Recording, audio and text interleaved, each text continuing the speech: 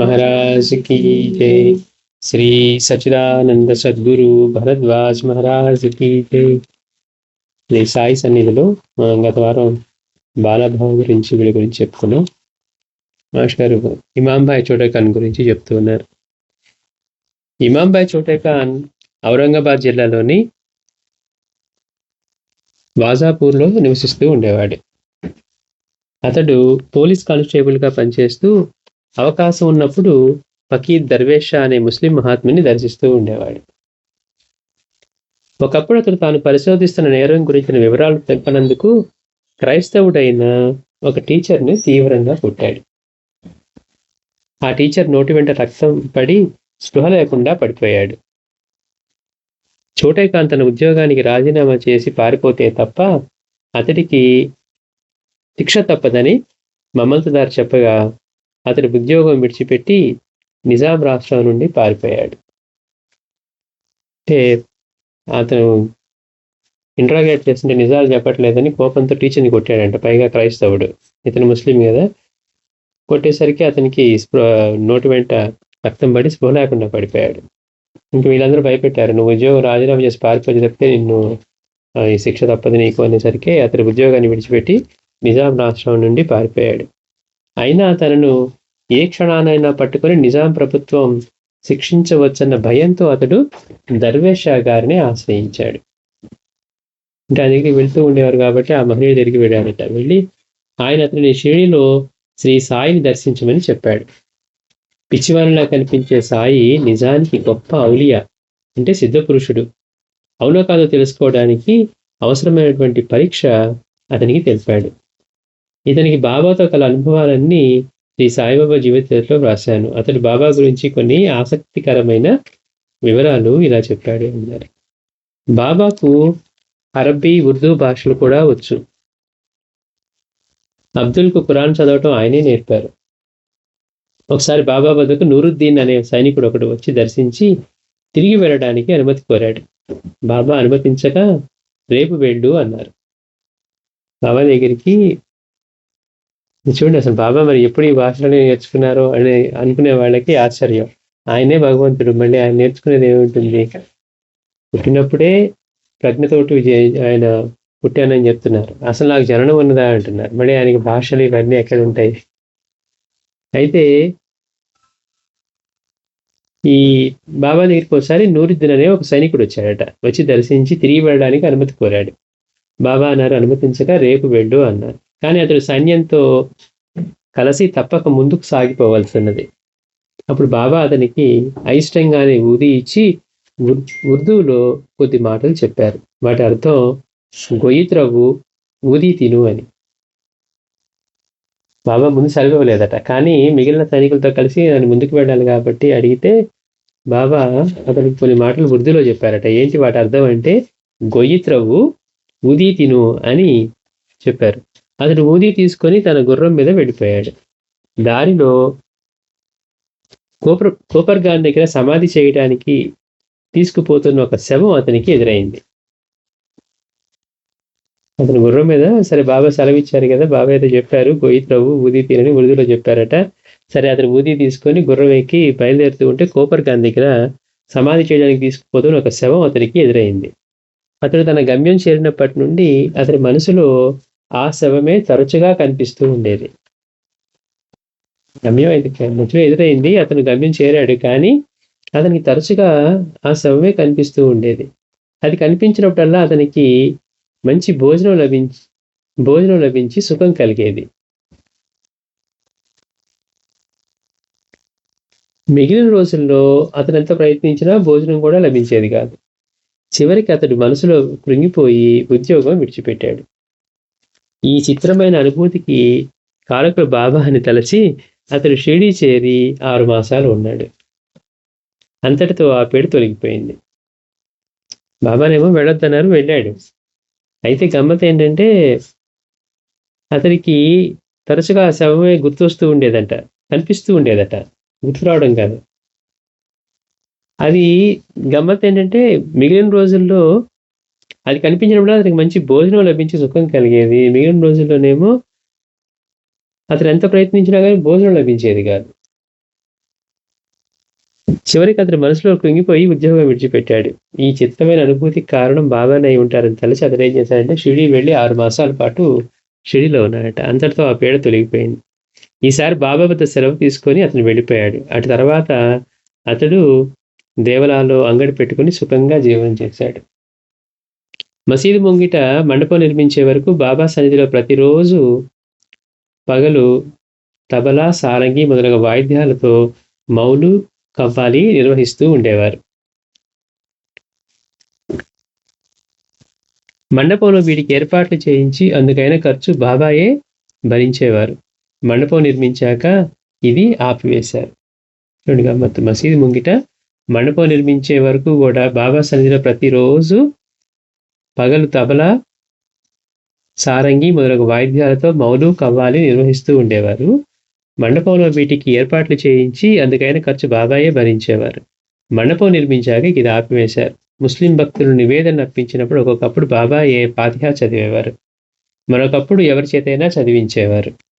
ముస్లిం పండుగలప్పుడు ఈద్గా దగ్గర ప్రార్థనలు చేసుకున్న ముస్లింలు మసీదుకు వచ్చి బాబాకు సలాం చేసేవారు.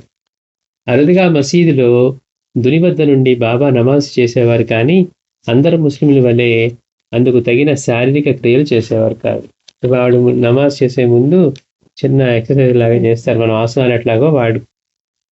కానీ బాబా మాత్రం నమాజ్ చేసేవారు, కానీ ఎప్పుడు కూడా శారీరక క్రియలు చేసేవారు కాదు. అటువంటప్పుడు ఆయన నమాజు చేస్తూనే దుని ప్రజలు వింపజేసేవారు. నమాజ్ చేస్తున్నప్పుడే ఆయన దునిని అవన్నీ సర్దడం, దునిని బాగా వెలిగటం చేసేట్టుగా చేసేవారట.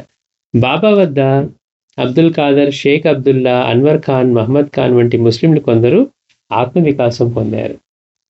అవే హిందువులే కాదు, ఎంతోమంది ముస్లింలు కూడా ఈ అబ్దుల్ ఖాదర్, షేక్ అబ్దుల్లా, అన్వర్ ఖాన్, మహమ్మద్ ఖాన్ వంటి ముస్లింలు కొందరు ఆత్మ వికాసం పొందారు.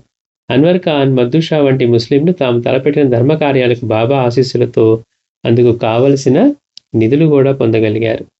ఒకసారి బాబా తమ మహాసమాధి గురించి ముందుగా సూచించారు. అప్పుడు నిర్మాణంలో ఉన్న బూటీవాడను చూపుతూ, లా ఇల్లాహో ఇల్లిల్లాహో క్యా బడా దర్బార్ హై, మున్షీజీతో అందాయి హై, సర్దార్జీ చుటాయి, అల్లా మాలిక్ హై, అల్లా అచ్చా కరేగా అన్నారు. ఆయన చెప్పినట్లే ఆ బూటీవాడ వారి సమాధి మందిరం అయింది. ముందు ముందు వారి సమాధి మందిరం దర్శించిన ధనికులు అంటే సర్దార్జీ, ప్రభుత్వ అధికారులు, మున్షీజీలతో కూడిన లెక్కకు మీరిన భక్తులు, భక్తజనులు ఆయన చెప్పిన లెక్కకు మీరిన భక్తజనులే ఆయన చెప్పిన దర్బారు. అంటే ఎంతమంది వచ్చేవాళ్ళు బాబా చెప్తూ ఉన్నారు వీళ్ళందరి గురించి. ధనికులు, ప్రభుత్వ అధికారులు, తర్వాత వీళ్ళందరూ కూడా వస్తారు అని చెప్పి. క్యా బడా దర్బార్ హై అని. అది ఇమాంబాయి ఛోటేఖాన్ గురించి. శ్రీమతి కాశీబాయి కణిత్కర్. శ్రీమతి కాశీబాయి కణిత్కర్ ఇలా చెప్పింది, 1905లో మేము యవలాలో ఉండగా మా పరిచయస్తులు ఒకసారి షిరిడిలోని బాబా దర్శనానికి మమ్మల్ని కూడా రమ్మని ఆహ్వానించారు. శ్రీమతి కాశీబాయి కణిత్కర్ని కూడా ఎవరో ఆహ్వానించారట వాళ్ళ పరిచయస్తులు. మేము షిరిడి వెళ్తున్నాం, మీరు కూడా షిరిడి రండి అని. కొద్ది రోజుల తర్వాత మా ఇంట్లో టేబుల్ మీద ఒక కార్డు సైజు బాబా ఫోటో కనిపించింది. అయితే అది ఎవరు తెచ్చిపెట్టారో మాకు తెలియలేదు. అయినా ఆ పటం పట్ల కానీ మా మిత్రుల ఆహ్వానం పట్ల కానీ మేమంతగా ఆసక్తి చూపలేదు. వాళ్ళు రమ్మని అడిగారు కానీ వీళ్ళు ఆసక్తి చూపలేదు. కానీ గమ్మత్తుగా వీళ్ళ ఇంట్లో టేబుల్ మీదట ఒక బాబా పటం వచ్చిందట. అది ఎలా వచ్చిందో వీళ్ళకి తెలియదు, వీళ్ళకి అంత ఆసక్తి కూడా లేదు. జనవరి మాసాంతంలో మా వారిని షోలాపూర్, అహ్మద్నగర్, ధూలియా జిల్లాలకు తాత్కాలిక సబ్ జడ్జిగా వేసినప్పుడు ఆఫీస్ పని మీద అహ్మద్నగర్, కర్జత్, కోపల్గాం వెళ్ళాం. అందులో భాగంగా మా వారు ఒకరోజు మమ్మల్ని రహటాకు బయలుదేరదీశారు. మీరు రహటా వెళ్ళి పని చూసుకురండి, మేము షిరిడిలో ఉంటాము అన్నాము. వీళ్ళకి ఆసక్తే లేదు, కానీ వాళ్ళ ఆయన అక్కడ పని మీద వెళ్తూ ఉంటే రహటా దాకా వెళ్తూ ఉన్నానని వీళ్ళని కూడా తీసుకువెళ్తే వీళ్ళన్నారంటే మీరు రహటా వెళ్ళి పని చూసుకోండి, మేము ఈలోగా షిరిడిలో ఉంటాము అని. నేను బాల్యంలో శ్రీ అక్కలకోట స్వామిని దర్శించాను కనుక బాబాను కూడా చూడాలని, వారు కూడా అక్కలకోట స్వామిని పోలి ఉంటే నాకు వారిపై దృఢ విశ్వాసం కలగవచ్చని తలచి బయలుదేరాను. మేము షిరిడి చేరి ఆఫీస్ కాగితాలు చావడిలోనూ, సామానులు గ్రామ ప్రవేశంలోనున్న బాలల పాఠశాలలోనూ పెట్టి త్వరగా మసీద్ చేరాం. మేము బాబాను దర్శించి తలా ఒక అర్ధణ అంటే 6 పైసలు దక్షిణగా సమర్పించాం. ఆ రోజుల్లో ఆయన అంతకు మించి దక్షిణ స్వీకరించేవారు కాదు. బాబా చాలా తక్కువ దక్షిణ తీసుకునేవారట అప్పట్లో. షిరిడి చేరి వీడేం చేశారు, ఆఫీస్ కాగితాలని ఏమో చావడిలోను, వసతులు అయిపోయి కదా అక్కడ, సామాన్లేమో గ్రామ ప్రవేశంలోనున్న బాలల పాఠశాలలోను పెట్టి త్వరగా మసీద్ చేరాం. మేము బాబాను దర్శించి తలా ఒక అర్ధణ అంటే 6 పైసలు దక్షిణ సమర్పించాం. ఆ రోజుల్లో ఆయన అంతకు మించి దక్షిణ స్వీకరించేవారు కాదు. తర్వాత మేము చావడికి వచ్చి టీ తాగుతూ ఉండగా మా ప్రక్కగా బాబా లెండే నుండి మసీదుకి వెళ్తున్నారు. గమ్మత్తుగా ఉంటుంది. నేను చావడికి వచ్చి టీ తాగుతూ ఉండగా మా ప్రక్కగా బాబా లెండే నుండి మసీదుకి వెళ్తున్నారు. మేము వెళ్ళి ఆయనకు పాదాభివందనం చేసుకున్నాం. మా చిన్నమ్మాయి వారికి కూడా ఒక టీ సమర్పించబోయింది. వీళ్ళు టీ తాగుతూ ఉన్నారు. వీళ్ళ అమ్మాయి చిన్నమ్మాయి టీ ఇవ్వబోయిందట. ఆయన దానికేసి పరీక్షగా చూసి ఏంటిది అన్నారు. మేము టీ అని చెప్పగానే ఆయన వద్దన్నట్లు తల ఊపి సాగిపోయారు. టీ తాగిన వెంటనే మా అబ్బాయి శ్యామ, మా అల్లుడు గంగాధర్ పంతులు బాబా దర్శనానికి మసీదుకి వెళ్ళారు. అప్పుడు ఆయన ఒక్కరే ఉన్నారు. ఆయన ఉపాహారం తీసుకుంటున్నారని గమనించి మా వాళ్ళు ద్వారం వద్ద ఆగి వారిని చూశారు. కానీ వారికి కనిపించింది సాయి రూపం కాదు, అక్కలకోట స్వామియే. అంటే వీళ్ళు ఏమనుకున్నారు, అక్కడ అంతకుముందు అక్కలకోట స్వామిని దర్శించాం, ఈయన కూడా ఆయన్ని పోలి ఉంటే ఈయన మీద భక్తి కలగవచ్చేమో అనుకున్నారు. పోలి ఉంటే కాదు, ఈయనే ఆయన చెప్పి దర్శనం ఇచ్చారు. వీళ్ళు గమ్మత్తుగా అక్కడికి వెళ్ళేసరికి బాబా ఉపాహారం తీసుకుంటూ ఉన్నారట. అది గమనించి వీళ్ళు బాబాకి డిస్టర్బ్ చేయకుండా ఉండాలని చెప్పి అక్కడే ఆగిపోతే, ఆ తర్వాత అటు చూస్తే అక్కడ కనపడింది సాయి రూపం కాదు, అక్కలకోట స్వామి. స్పష్టంగా రక్త మాంసాలతో కూడిన ఆ రూపమే. కొద్ది నిమిషాలు అదే రూపాన్ని మా వాడు నిశ్చేష్టులే చూస్తూ నిలబడిపోయారు. ఆ తర్వాత మసీదులోకి అడుగుపెట్టిన క్షణంలో రెప్పపాటులో ఆ రూపం అదృశ్యమై వారికి సాయి రూపమే కనిపించింది. కానీ నా దురదృష్టం కొద్ది నేను కోరిన ఆ దర్శన భాగ్యం నాకు కలగలేదు. అది సాయి చావిడలో నిద్రించే రోజు. ఆయన అక్కడికి చేరి మహసాపత్తో మాట్లాడుతూ ఉన్నారు. అంటే ఒక రాత్రి ఇక్కడ, ఒక రాత్రి అక్కడ నిద్రించేవారు కనుక అది సాయి చావిడిలో నిద్రించే రోజు. ఆయన అక్కడికి చేరి మహసాపత్తో మాట్లాడుతూ ఉన్నారు. అతను వారి చిలిం నింపి వెలిగించడానికి సిద్ధం చేస్తూ ఉండగా అందులో ఉండే గులగరాయి జారి కింద పడింది. అంటే దాని మీద రాయి పెడతారని పొగాకు పెట్టి, అది నెపంగా పెట్టుకుని బాబా పట్టరాని కోపంతో అందరినీ తిట్టసాగారు. ఆ తిట్లు స్త్రీలెవరూ వినటానికి తగనివిగా ఉన్నాయి. పరిస్థితి గమనించి మా ఆడవాళ్ళని అక్కడి నుండి తొలగిపోమని అక్కడ భక్తులు సూచించగా మేము వచ్చేసాం. మరోరోజు సాయంత్రం మేమంతా స్కూల్ వెనుక కూర్చొని ఉండగా ఈ విషయం ప్రస్తావనకు వచ్చింది. ఏంటి బాబా ఇట్లా తిట్టారు, పైగా అట్లా తిట్టడానికి ఇట్లా తిట్టారని. మా వారు బాబా గొప్ప మహాత్ములు కదా, అంత చెడ్డగా తిడతారేమి అన్నారు. మాతో వచ్చిన ఆఫీసు ఉద్యోగులు మహాత్ములు తిట్టినా మధురంగా మాట్లాడినా ఒక్కటే, వాటిని పట్టించుకోనక్కర్లేదు అన్నారు. మా వారు నాకు మాత్రం అదేమి అర్థం కావడం లేదు. మేము ఇక్కడికి వచ్చినప్పటి నుండి మేము సమర్పించిన దక్షిణ అంతా మేము అడగకుండా నేను తిరిగిస్తే ఆయన మహాత్ములను నమ్ముతాను అన్న. అంటే పక్కన వాళ్ళు ఏమన్నారంటే, సాటి ఉద్యోగులు మహాత్ములు తిట్టినా కానీ మధురంగా మాట్లాడినా కానీ ఒక్కటే, మనం వాటిని పట్టించుకోకర్లేదు అంటే, ఈయనన్నాడు నాకు మాత్రం బాబా గురించి అర్థం కావడం లేదు. మేము ఇక్కడి నుంచి అడగకుండా, మేము ఇక్కడికి వచ్చినప్పటి నుంచి ఇచ్చిన దక్షిణ మేము అడగకుండా కనుక తిరిగిస్తే ఆయన మహాత్ములని నమ్ముతాను అన్నారు.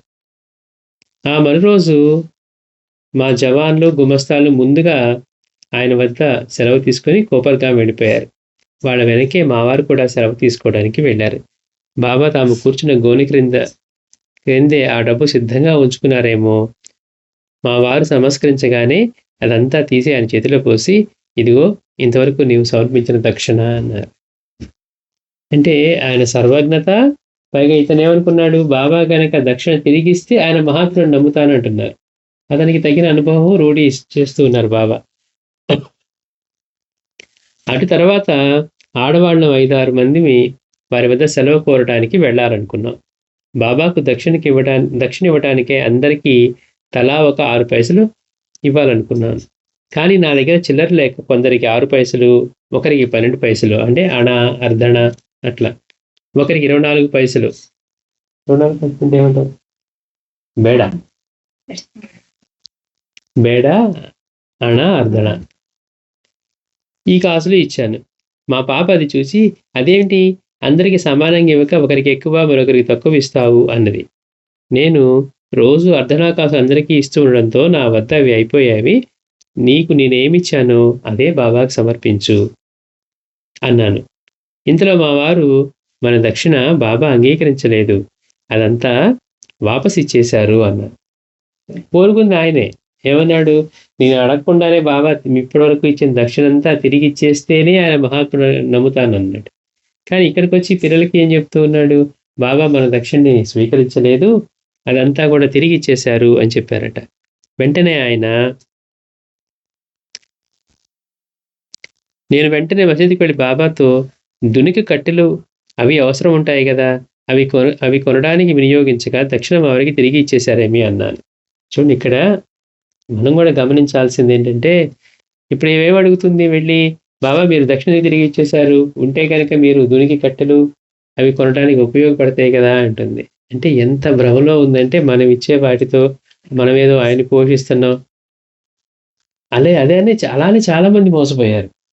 మనం దక్షిణ సమర్పించాం, ఆయన ఏం చేసుకుంటారు? ఆయన ఇష్టం. విసిరేస్తారా, లేకపోతే దునిలో కట్టెలు కొంటారా, లేకపోతే పడేస్తారా, ఇంకెవరికి నిచ్చుకుంటారా, ఆయన ఇష్టం.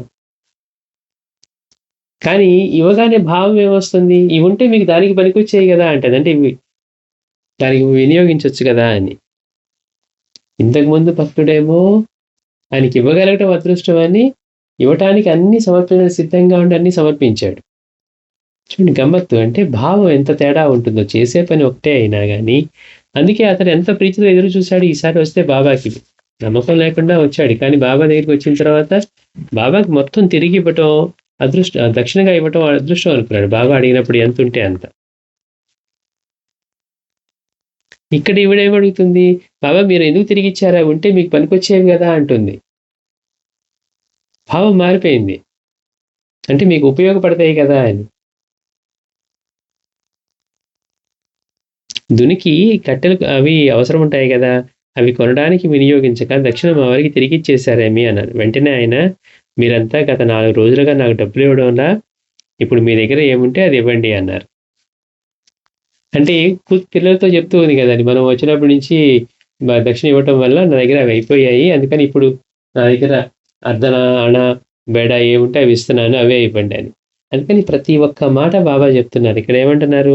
అవును, మీరంతా నాకు గత 4 రోజులు డబ్బులు ఇవ్వడం లేదు, ఇప్పుడు మీ దగ్గర ఏముంటే అదే ఇవ్వండి. అంటే ఆ పిల్లలతో అదే మాట చెప్తుంది, నేను మీకు ఏమి ఇస్తున్నానో అదే బాబాకి సమర్పించండి. అంటే ప్రతి మాట ఒళ్ళు పోకుండా అప్పగిస్తున్నారు బాబా.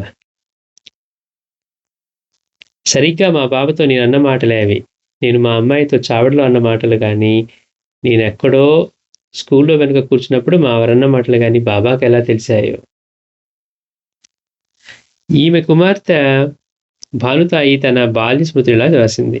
నేను మొదటిసారిగా నా 7వ ఏట సాయిబాబాను దర్శించాను. నా తండ్రి ఆర్ఆర్ గోవింద వాసుదేవ్ కణీత్కర్.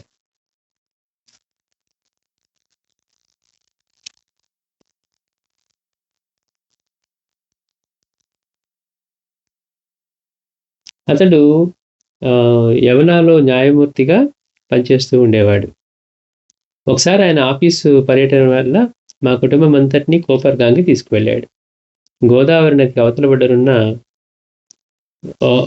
ఒక గొప్ప ముస్లిం మహాత్ముడు సాధువు ఉన్నారని, అంత దూరం వచ్చాం కనుక వారిని కూడా దర్శిస్తే బాగుంటుందని ఎవరో చెప్పారు.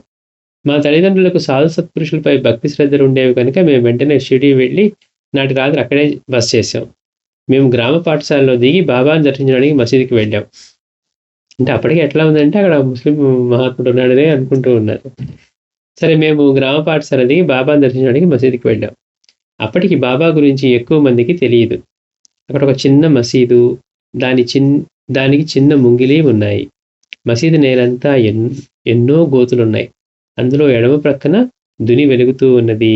కుడి ప్రక్కన మహాగంభీరుడు ఆజానుబాహు అయిన వ్యక్తి ఉన్నారు. ఆయన పాదాల వరకు ఉండే పొడుకాటి కప్ని వేసుకున్నారు. ఆయన తలకు ఒక తెల్లని గుడ్డ చుట్టుకొని ఒక చినిగిపోయిన గోనెపట్టా మీద కూర్చొని చిలిం పీలుస్తూ ఉన్నారు. తమ దర్శనానికి వచ్చిన వారిని ఆయన దక్షిణ అడిగేవారట. నిరంతరం మెరుగుతున్న దునికి కట్టెల కోసం కాబోలు. అంటే ఆ పాప అప్పుడు అట్లా అనుకుంటుంది. అందుకని బాబా వచ్చేవాడిని దక్షిణ అడిగేవారట. ఎందుకంటే అక్కడ నిరంతరం మెరుగుతున్న దునికి కట్టెలు కొనడానికి కాబోలు అని అనుకుంటుంది. ఆ సంగతి విని మా అమ్మ మా అందరికీ కొద్ది చిల్లరిచ్చి వారికి దక్షిణ సమర్పించమన్నారు. నేనది వారి చేతిలో పెట్టి వారి పాదాలకు నమస్కరించి మా బస్సుకు వచ్చాం. అప్పుడు కోర్టు గుమస్తాలు కూడా మాతో పాటు వచ్చారు.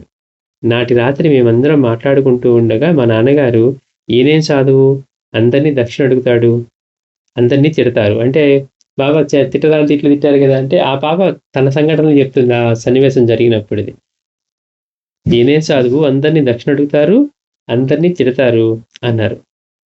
అప్పుడు అచ్చటి వారు తాము వినినా చూచిన బాబా లీల గురించి చెప్పారు. మరో రోజే మేము తిరిగి వెళ్ళబోతూ బాబాని దర్శించి వారి ముందు దక్షిణ పెట్టి నమస్కారం చేసుకున్నాం. తర్వాత వారి దర్శనానికి మా అమ్మ నాన్న వెళ్ళినప్పుడు అంతవరకు మేము ఇచ్చిన దక్షిణ అంతా వారికి ఇచ్చేసి ఆ ముందటి రాత్రి మా నాన్నగారు మాటలే అన్నారు బాబా. మా అమ్మ చిన్నపుచ్చుకొని, మా దక్షిణ తిరిగి ఇచ్చేస్తున్నారేమి బాబా, దీంతో దునికి కట్టెలు కొనండి అన్నది. బాబా అన్నారు, అయిష్టంగా ఇచ్చిన ఈ డబ్బు మీరే ఉంచుకోండి అన్నారు. అయిష్టంగా ఇచ్చిన ఈ డబ్బు మీరే ఉంచుకోండి అన్నారు. మితి లేక వాళ్ళ డబ్బు తీసుకున్నారు. అంటే బాబా దక్షిణ అవటం అదృష్టం అని ఎట్లా చెప్పారో చూడండి. మరి ఇచ్చిన తర్వాత అసలు మనది లేకపోతే ఎట్లా ఉండాలి అనే భావం అసలు ఉండకూడదు. ఆయనకి సమర్పించాం. అందుకే మాస్టర్ గారు అంటారు, ఆయనదైన వస్తువు ఆయనకి సమర్పించాం. మనకి ఆ సంకల్పాన్ని ఇచ్చినందుకు ఆయన కృతజ్ఞత మనం తెలుపుకోవాలి. అలా కాకుండా మేము అది చేసామండి, మేము ఇది చేసామన్నాం అనుకోండి, మన సమర్పణ భావం పోతుంది. అంటే ఏంటి, చేసేసిన తర్వాత కూడా ఇంకా దాని గురించే చెప్పుకుంటూ ఉన్నాం. అయిపోవడంతో ఆయనది అయిపోయింది. మాస్టర్ గారు అంటారు కదా, మనం ఇవ్వాలి అనుకున్నా, ఆయనకి చేస్తాం అనుకున్నా ఆ రోజు నుంచి అదేనట. చేయకపోతే చెయ్యని దోషమే వస్తుంది అన్నారు. కానీ వెళ్ళినప్పుడు ఇద్దామనుకున్నట్టు ఒక 10,000 అనుకున్నాం ఫర్ ఎగ్జాంపుల్. అనుకున్న రోజు నుంచి అవి ఆయన పరం అయిపోతాయట. అవి మర్చిపోయినా లేకపోతే ఇది చేసినా కానీ ఆ చేయని దోషమే వస్తుంది అన్నారు. అందుకని బాబా అంటున్నారు, అయిష్టంగా ఇచ్చిన ఈ డబ్బు మీరే ఉంచుకోండి అన్నారు. విధి లేక వాళ్ళ డబ్బు తీసుకొని వారి స్పర్శతో ఇచ్చిన డబ్బులు వారి ప్రసాదం అని తలచి వాటిని మా అమ్మ ఒక పట్టు సంచిలో కట్టి పూజలో ఉంచుకున్నది. అంటే అయిష్టంగా ఉన్నాడు ఆయన. ఈవిడ అనకపోయినా కానీ ఆ భర్త అయిష్టంగా ఉన్నాడు. ఈయనే మహాత్ముడు, అందరి డబ్బులు అడుగుతాడు, దక్షిణ అడుగుతాడు, తిడతాడు అని. అందుకని అయిష్టంగా ఇచ్చారు కనుక మీ దగ్గరే ఉంచుకోండి. కానీ పాపం ఈవిడ బాధపడితే ఏం చేసింది, కనీసం ఇది బాబా స్పర్శ ఉన్నది అన్న ఉద్దేశంతో వాటిని భద్రంగా ఒక సంచిలో కట్టి ప్రసాదంగా పెట్టుకుందట. మేము ఎప్పుడు ఏమి చేస్తున్నది, ఏమి మాట్లాడుతున్నది బాబాకు తెలుస్తూ ఉంటుందని గుర్తించారు మా నాన్న. అంటే ఆయనకు అర్థమైంది, ఎక్కడో కూర్చొని మనం మాట్లాడుకుంటున్నాం, ఆయన ఎక్కడో మసీదులో అంతమందితో మాట్లాడుతూ ఉన్నా కానీ మన ప్రతి మాట బాబాకు తెలుస్తుంది. దక్షిణ గురించి మాట్లాడుకుంది తెలిసింది, అట్లాగే వాళ్ళ అమ్మ మాట్లాడిన మాటలు తెలుస్తూ ఉన్నాయి. తర్వాత మేము చాలాసార్లు వారిని దర్శించాం. ప్రతిసారి ఆయన మాకు ఏదో ఒక లీల చూపిస్తూనే ఉన్నారు. ఎంత అదృష్టం ఇంట్లో, ప్రతిసారి ఒక లీల చూపిస్తూనే ఉన్నారట. ఆయన తమను దర్శించిన వారికి స్వయంగా ఊది ప్రసాదించేవారు. ఒక్కొక్కప్పుడు వారే నొసరు పెట్టేవారు కూడా.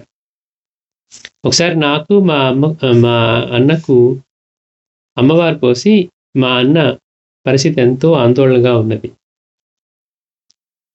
అతని వంటి మీద పొక్కులు బాగా పెద్దవై జ్వరం బాగా హెచ్చింది. ఆ పొక్కులు పగిలాయి. అతని ముక్కు నుండి కూడా ఎంతో రక్తం కారసాగింది. ఇంట్లో అందరూ భయపడసాగారు. మా అమ్మ మాత్రం బాబాను హృదయపూర్వకంగా నమ్ముకొని నిత్యము మా ఇద్దరికి ఊది పెడుతూ ఉండేది. ఆ సమయంలో బాబా తమ భక్తులతో, బండి తీసుకురండి, నేను ఎవలా వెళ్ళాలి, ఆ తల్లి నన్ను పిలుస్తున్నది అని పదే పదే అంటున్నారట. కానీ మనం మన స్వామి గురించి చెప్పుకున్నాం, పిల్లలు అక్కడ బాధపడుతూ ఉన్నారని. అట్లాగే ఇక్కడ ఈ పిల్లలకి ఇట్లా అమ్మవారు పోసి బాగా పెద్దవయ్యి రక్తం గారుతూ, ముక్కమడి కూడా రక్తం గారుతూ విషమ స్థితిలో ఉంటే కూడా ఆవిడ మాత్రం ధైర్యంగా బాబాని నమ్ముకొని పిల్లలకి ఓన్లీ ఊది ఇస్తూ ఉందట. అందుకని ఆ సమయంలో బాబా అంటున్నారు తమ భక్తులతోటి, బండి తీసుకురండి, నేను ఎవలా వెళ్ళాలి, నేను వెళ్ళాలంటే బండి కావాలా, ఆ తల్లి నన్ను పిలుస్తూ ఉన్నది అని పదే పదే అంటున్నారట. తర్వాత నాకు మా అన్నకు జబ్బు తగ్గిపోయింది. ఆ తర్వాత ఒకనాటి ఉదయం మా ఇంటికి ఒక ఫకీరు భిక్షకొచ్చి అలక్ నిరంజన్ అని కేక వేశారు. అప్పుడు నేను అక్కడే ఆడుకుంటూ ఉన్నాను. వీళ్ళు పిల్లలు కదా, అప్పుడు అక్కడే నేను ఆడుకుంటూ ఉన్నాను. అప్పుడు గేటు వద్దనున్న మా బంట్రోతు, ఇప్పుడు ఇచ్చటి ధాన్యం డబ్బా ఖాళీగా ఉన్నది, ఇంట్లోని వారు ఈరోజు ఇంకా ధాన్యం పోయలేదు, కొద్దిసేపు ఆగిరా అని చెప్పారు. అంటే కొంతమంది ఏం చేసేవాళ్ళంటే బయట ఈ ధాన్యం డబ్బా పెట్టి కొంత పెట్టేవాళ్ళు వచ్చిన వాళ్ళకి వాటిలోంచి ఇవ్వటానికి. సో అది ఖాళీ అయిపోయింది కాబట్టి ఇప్పుడు ఇంకా ఇంట్లో వాళ్ళు దీన్ని నింపలేదు, మీరు మళ్ళీ కొద్దిసేపు ఆగిరండి అన్నారట. ఆ ఫకీర్ వెళ్ళి కొద్దిసేపాకి మళ్ళీ వచ్చాడు. మా బంట్రోత్ మళ్ళీ అలానే చెప్పాడు. ఆ ఫకీర్ చిన్నగా నవ్వి, అందులో ఏముంటే అదే వేయి, నేను మళ్ళీ ఎప్పుడు వచ్చేది అన్నాడు. ఆ డబ్బా ఖాళీగా ఉన్నదని చెప్తే ఆ ఫకీరు, అందులో 4 గింజలున్నా చాలు అన్నారు. అప్పుడు మా బంట్రోత్ గంగారాం అందులో ఉన్న 2 గింజలు తీసి అతనికి ఇచ్చాడు. ఆ ఫకీర్ ఖాళీగా ఉన్న జోలు పట్టి గింజలు వేశాక ఒకసారి జోలు మూసి మరలా తెరిచారు. ఈసారి దాని నిండుగా గింజలున్నాయి. 2 గింజలు వేశారట ఆయన. ఆ 2 గింజలకే జోలని మళ్ళీ మూసి మళ్ళీ తెరిస్తే దాని నిండుగా గింజలున్నాయట. ఆ ఫకీర్ నవ్వి, నిండుగా భిక్ష ఉన్నది చూసావా అని నవ్వుతూ వెళ్ళిపోయారు.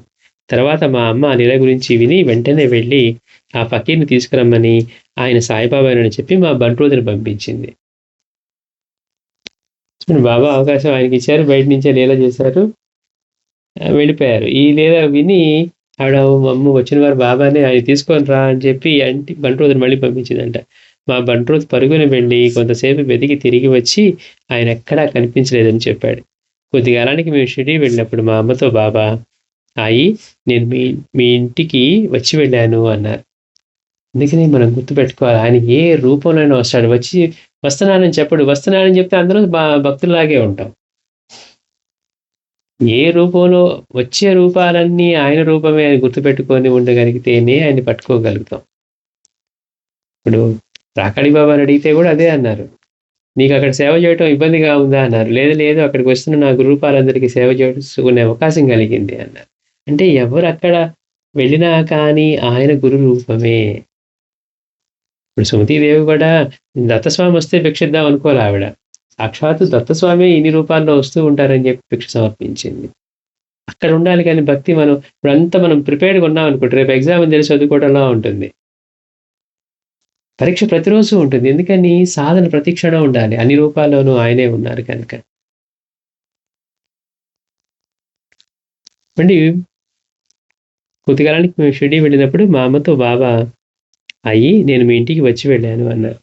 బాబాకు మామిడి పిందెలు ఊరగాయ, మామిడి పండు, ద్రాక్ష పండు, క్షీర అంటే రవ కేసరి ఇష్టమని విని మేమెప్పుడు షిరిడీ వెళ్ళినా అది తీసుకువెళ్ళి బాబాకు సమర్పించుకునేవాడు. ఏమేమి ఇష్టం?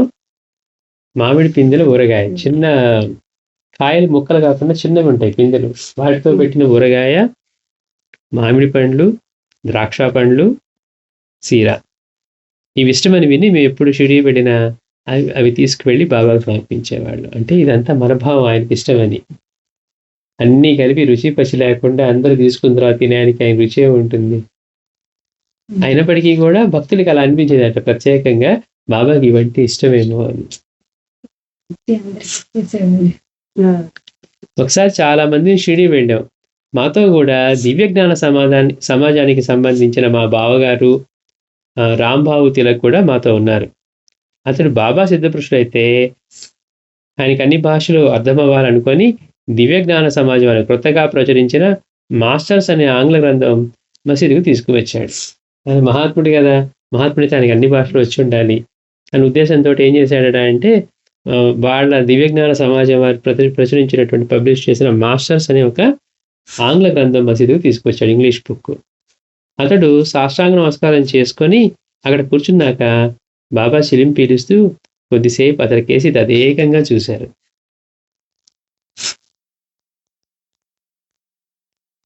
అతను వచ్చి సాష్టాంగ నమస్కారం చేసుకొని కూర్చుంటే బాబా ఏం చేశారట, చిలిం పీలుస్తూ కొద్దిసేపు అతనికేసి తదేకంగా చూశారు. ఇది వారి అలవాటు. ఆయన చిలిం త్రాగుతూ వచ్చిన వారికేసి కొద్దిసేపు చూచి తాపీగా వారితో మాట్లాడేవారు. ఆయన తిలక్ను నీవేం తెచ్చావు అని అడిగారు. అతను ఆ పుస్తకం చూపగానే బాబా దానిని తమ చేతుల్లోనికి తీసుకొని పుటలు తిప్పి చూసి అతనికి ఇస్తూ పలానా పేజీ తెరిచి తమకు వినిపించమన్నారు. చూడండి ఎంత ఆశ్చర్యకరంగా ఉంటాయో లీలలు. నువ్వేం తీసుకొచ్చావంటే అతను తెచ్చిన ఇంగ్లీష్ బుక్ గురించి చెప్పాడట. అవన్నీ పేజెస్ తిప్పి బాబా ఏం చేశారు, పలానా పేజీలో ఇది చదివి వినిపించమన్నారు. అతను ఆ పేజీ తెరిచి చదవసాగాడు. బాబా శ్రద్ధగా వింటున్నారు. అందులో సిద్ధపురుషుల గురించే వ్రాసి ఉన్నది. ఆయనను రామబాబు కొన్ని ప్రశ్నలు వేసి వారి సమాధానాలను బట్టి ఆయన సిద్ధపురుషుడని నిర్ణయించుకున్నాడు. ఆంగ్లంలో వ్రాయబడిన ఆ గ్రంథంలో విషయాలన్నీ ఆయనకి బాగా తెలుసని రుజువైంది. ఒక్కొక్కళ్ళు ఒక్కో రకం.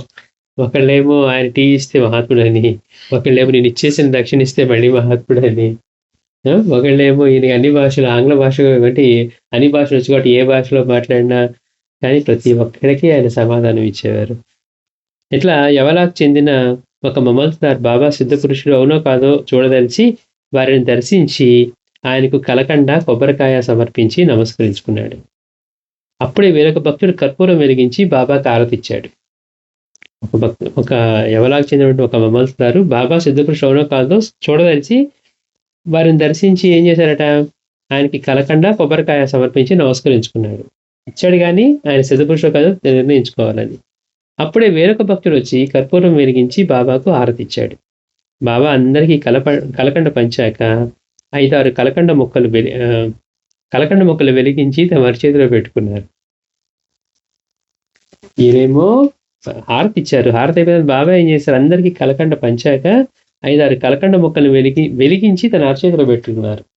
కర్పూరం లాగా కలకండను వెలిగించారు. అవి కూడా కర్పూరం లాగే వెలిగాయి. తనకు సంశయ నివృత్తి చేయడానికే బాబా అలా చేశారని ఆ మమల్దారు తలచాడు. అంటే ఈయన సిద్ధపురుషుడో కాదో అనుకున్నాడు కదా. కానీ అది చూచాక కూడా అతని ఇంటికి వెళ్ళాక ఒక సందేహం వచ్చింది. బాబా పంచిన కలకండలో కర్పూరం కలిసి ఉన్నదేమో అని తలచి అతడు బాబా తనకు ప్రసాదించిన కలకండ మొక్క వెలిగించాలని ప్రయత్నించాడు కానీ అది ఎంతకు వెలగలేదు. బాబా పంచిన వాటిలో కలకండతో పాటు కర్పూరం మొక్కలు ఉండుంటాయేమో, అందుకని బాబా చేతిలో వెలిగించి పెట్టుకున్నారేమో అని చెప్పి ఈయన కూడా ఇప్పుడు అనుమానం వచ్చి ప్రయత్నం చేశాడట. కానీ అది ఎంతకు వెలగలేదు. అది బాబాయ్ లేదని అతను నిర్ణయించుకున్నాడు. అది శ్రీమతి గణేష్ గారు, తర్వాత ఆవిడ పిల్లలు. యాక్చువల్గా మనకి ఆ ద్రాక్షాలీలు కూడా మన లీలామృతంలో వస్తుంది. మనకి కుళ్ళిపోయిన పండ్లు తీసుకొని బాబా అవి తిరిగి ఇచ్చేస్తారు. ఇప్పుడు ఆ అమ్మాయి ఇప్పుడు ఇవన్నీ చెప్తుంది అనమాట. ఢోలస్ ఆనందరావు పరశురాం ఢోలస్ అంధేరిలో ఉండేవాడు, బాంబేలో. 1917లో స్థిరమైన ఉద్యోగం లేక బాధపడుతూ ఉండేవాడు. అతను ఒకరోజు, బాబా నాకు స్థిరమైన ఉద్యోగం వస్తే నా మొదటి నెల జీతంతో నేను షిరిడి దర్శించి మీకు దక్షిణ సమర్పిస్తాను అని మొక్కుకున్నాడు. ఈ డోలసు ఇప్పుడు 1917లో అంధేరిలో ఉండేవాట. అతనికి ఉద్యోగం లేక బాధపడుతూ, బాబా మీ దయవల్ల కనుక నాకు స్థిరమైన ఉద్యోగం వస్తే నా మొదటి నెల జీతంతో నేను షిరిడి దర్శించి మీకు దక్షిణ సమర్పిస్తానని మొక్కుకున్నాడు. కొద్ది కాలంలో అతనికి నెలకు 35 రూపాయల జీతం మీద ఒక స్థిరమైన ఉద్యోగం వచ్చింది. 1917లో 35 రూపాయలు. అనుకున్న ప్రకారం అతని మొదటి నెల జీతంలో 20 రూపాయలు బస్ ఛార్జీలకు, మిగిలిన 15 రూపాయలు పై ఖర్చులకు కేటాయించుకొని షిరిడి బయలుదేరాలనుకున్నాడు. సరిగ్గా సమయానికి స్థానిక పాఠశాలలో హెడ్ మాస్టర్గా పనిచేస్తున్నటువంటి బేండ్రే కూడా సకుటుంబంతో అతనికి ప్రయాణంలో తోడయ్యారు. వీళ్ళతో పాటు ఆ స్కూల్లో పనిచేస్తున్న హెడ్ మాస్టర్ కూడా బయలుదేరారట వీళ్ళతో పాటు. అందరూ షిరిడి చేరిన సమయంలో బాబా లిండీకి వెళ్తూ ఉన్నారు. ఈ భక్తులు తమ సామానులు దీక్షిత్ వాడాలో పెట్టుకుని వచ్చి బాబాకు నమస్కరించుకున్నారు. డోలస్సు, తర్వాత ఈ హెడ్ మాస్టర్ అయినటువంటి బేండ్రే కూడా. వీళ్ళు బాబా లిండీకి వెళ్తూ ఉంటే వీళ్ళు త్వరగా వెళ్ళి తమ సామాన్లన్నింటినీ కూడా దీక్షిత్ వాడాలో, పక్కనే ఉంటుంది మసీదుకి పక్కనే దీక్షిత్ వాడ, పెట్టుకొచ్చి బాబాకు నమస్కరించుకున్నారు. తర్వాత అందరూ స్నానాలు పూర్తి చేసుకొని మరలా ఆయన దర్శనానికి ద్వారకామాయికి వెళ్ళారు. ఆ సన్నివేశాన్ని డోలస్ ఇలా వర్ణించాడు. ఆ సమయంలో భక్తులందరూ మసీదు నిండుగా కూర్చొని ఉండటం వలన మా బృందమంతా ఒక ప్రక్కగా నిల్చొని బాబా దర్బార్ను తిలకిస్తూ ఉన్నాం. ఆ సమయంలో శ్రీమాన్ బూటి పొగాకు నలచి చిలిం గొట్టంలో వేసి వెలిగించి బాబాకు అందించేవాడు. బాబా దాన్ని అందుకొని పొగ పీలుస్తూ నా కేసు చూసి ఆ వెంటనే ఆ చిలిం నాకు అందించి చూశారు. నేను వయసులో చిన్నవాడిని అవటం వల్ల వెనకాడుతూ ఉండగా, నేను వయసులో మరీ చిన్నవాడిని, నాకు పొగ త్రాగే అభ్యాసం కూడా లేదు అన్నాను. ఇతను బాబా ఏం చేశారు, ఆయన చూస్తూ తీసుకొని మళ్ళీ ఈయనకిచ్చారట. ఇవ్వబోతూ ఉంటే ఇతనేమన్నాడు, నేను వయసులో మరీ చిన్నవాడిని, నాకు పొగ త్రాగే అభ్యాసం కూడా లేదు అన్నారు. అప్పుడు బాబా ఆ చిలుం ఇంకొకరికి ఇచ్చారు. భక్తులందరూ ఒకరి తర్వాత ఒకరు ఆ చిలుం పీలుస్తూ ఉన్నారు. ఇంతలో బాబా నా కేసు చూసి 10 రూపాయలు దక్షిణ కోరారు. నేను వెంటనే వాడాకు వెళ్ళి 10 రూపాయలు తెచ్చి వారికి సమర్పించాను. ఆయన బెండ్రే నుండి కూడా దక్షిణ కోరి తీసుకున్నాడు. నా సోదరు అచ్చటి స్త్రీల మధ్యలో కూర్చొని ఉంటే ఆమెను కూడా దక్షిణ అడిగి తీసుకున్నారు. అటు తర్వాత మరలా బాబా నా వైపు చూసి దక్షిణ కోరారు. నేను మరలా వాడా నుండి 10 రూపాయలు తెచ్చి వారికి సమర్పించాను. చివరకు నేను బాబాకు ఎంత దక్షిణ సమర్పించానో లెక్క చూసుకుంటే మా తిరుగు ప్రయాణానికి డబ్బు సరిగయ్యేలా ఉంది. 35 రూపాయలు, 20 రూపాయలు ప్రయాణం ఖర్చులకి, 15 రూపాయలు పై ఖర్చులకి అనుకున్నాడు. ఇప్పుడు బాబా 2 సార్లు దక్షిణ అడిగేసరికి ఇప్పుడు తర్వాత లెక్క చూసుకుంటే ఏమైంది, ఇప్పుడు ప్రయాణానికి ఖర్చులకి తగ్గినట్టుగా ఉంది. నేను షిరిడి దర్శించడం అదే ప్రథమం గనుక ఆ పైకం అప్పు తీసుకోవడానికి అక్కడ నాకెవ్వరూ తెలియదు. బేండ్రే గారిని అడిగితే ఆయన తమతో అదనంగా పైకమేమీ తెలియదని, సాయికి మొక్కుకున్న పైకం నుండే తమ ఖర్చులకు చాలినంత మాత్రమే తెచ్చుకున్నామని చెప్పాడు. మేమంతా ఆందోళన పడుతూ ఉంటే మాతో కూడా వచ్చిన ఒక వృద్ధురాలు, సాయి పాద సన్నిధికి వచ్చాక కూడా ఇంకా కంగారు పడతారేమి, చూడండి వీళ్ళు ఎట్లా వెళ్ళాలని కంగారు పడుతూ ఉంటే ఎవరో ఒక పక్కన వృద్ధురాలు ఉందట. ఆవిడ అంటూ ఉంది, సాయి పాద సన్నిధికి వచ్చాక కూడా ఇలా కంగారు పడతారేమి, మీ పట్ల ఎంతో అనుగ్రహం ఉండబట్టే బాబా మీ దగ్గర దక్షిణ అడిగి తీసుకున్నారు.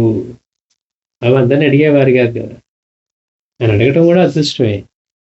అందుకని ఆవిడేమంటుంది, మీరంతా ఎందుకు ఇంత ఆందోళన పడుతూ ఉన్నారు, బాబా పాద సన్నిధికి వచ్చాక కూడా ఇంత కంగారు పడతారేంటి, మీ పట్ల ఎంతో అనుగ్రహం ఉండబట్టే బాబా మీ దగ్గర దక్షిణ అడిగి తీసుకున్నారు. అదే మా వద్ద నుండి చూడండి, ఒక్క పైసా అయినా స్వీకరించడం లేదు. కనుక మీ అందరినీ ఆయనే ఇల్లు చేరుస్తారు, భయం లేదు. అంతకు అవసరమైతే ఆ పైకం నేనే ఇస్తాను, మీకు వీలున్నప్పుడు తిరిగి ఇచ్చేదురు గాని అన్నది.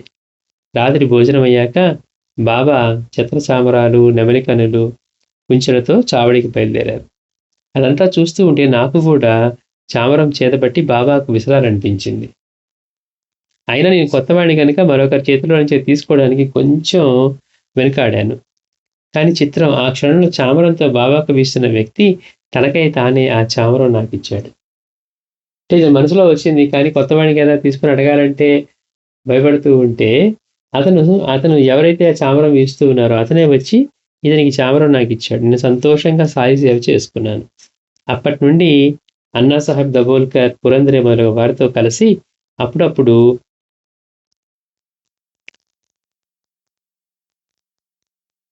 నేను కూడా షిరిడి వస్తూ ఉండేవాడిని. బాబా మహాసమాధి చెందడానికి ముందర రోజు అక్టోబర్ 14, 1918 నాటి రాత్రి నా సోదరికి నేను షిరిడి నుండి ఊది ప్రసాదం మాత్రమే తీసుకొచ్చినట్లు, బాబా పాదతీర్థం తీసుకురానట్లుగా స్వప్నం వచ్చింది. ఆ కలలోనే ఆమె అందుకు నన్ను కేకలు వేస్తూ ఉన్నది. ఆ మరురోజే బాబా సమాధి చెందినట్లుగా మాకు వార్త అందింది. ఇక నుండి బాబా పాదతీర్థం మాకు లభించబోదని బాబా మాకు ముందుగానే దృష్టాంతం ఇచ్చారు. గమ్మత్ మన మాషా చూడండి బాబా. ఇది డోలస్ గురించి. అంటే ఇతను వెళ్ళింది 1917లో, కానీ 18లో బాబా సమాధి అయ్యేటప్పుడు ఇట్లాంటి స్వప్నం వచ్చింది. శ్రీ సచ్చిదానంద సద్గురు సాయినాథ్ మహారాజ్ కీ జై.